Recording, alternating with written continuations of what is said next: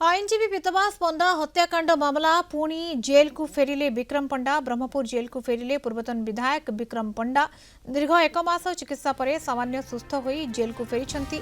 MKCG medical आज discharge हेले विक्रम पंडा। असुस्थता कारण गत फेब्रुआरी 17 तारिख में हस्पिटाल में भर्ती होते। आईनजीवी विधवास पंडा हत्या मामला गिरफ होते विक्रम।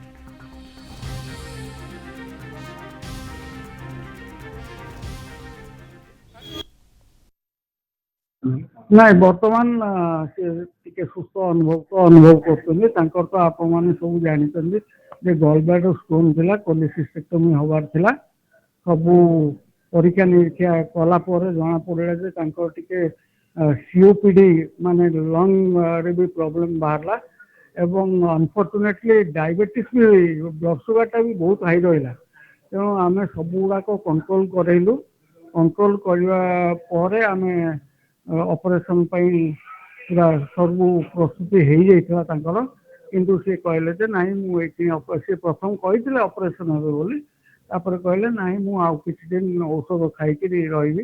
ଆମର ଯୋଉ କମିଟି ଅଛି କରିଥିଲୁ ଆମେ, ସେମାନେ ଡ୍ରଗ୍ସ ପ୍ରେସ୍କ୍ରାଇବ୍ କରିଦେଲେ ଏବଂ ଡାଏଟ୍ ବି ପ୍ରେସ୍କ୍ରାଇବ୍ କରିଛନ୍ତି ଏବଂ ଏ ସବୁ ଗୁଡ଼ାକ ନେଇକି ଆମେ କର୍ତ୍ତୃପକ୍ଷଙ୍କୁ ଜଣେଇ ଦେଇଛୁ ଯେ ତାଙ୍କୁ ଏଇଭଳିଆ ଇନ୍ସୁଲିନ୍ ଦିଅନ୍ତୁ, କାହିଁକିନା ଡାଇବେଟିସ୍ ବ୍ଲଡ୍ ସୁଗାରଟା ବଢ଼ିଯାଇଛି, ସେ ଇନ୍ସୁଲିନ୍ ନେବାକୁ ବି ପଡ଼ୁଛି। ଇନ୍ସୁଲିନ୍ ଏଇ ହିସାବରେ ଦିଅନ୍ତୁ, ତାଙ୍କ ଡାଏଟ୍ ଗୁଡ଼ାକ ଏଇ ହିସାବରେ କଣ୍ଟ୍ରୋଲ କରନ୍ତୁ, ବୋଥ୍ ଫର୍ ଆପଣଙ୍କ ଡାଇବେଟିସ୍ ଏବଂ ଗଲ୍ ବ୍ଲାଡର ପାଇଁ।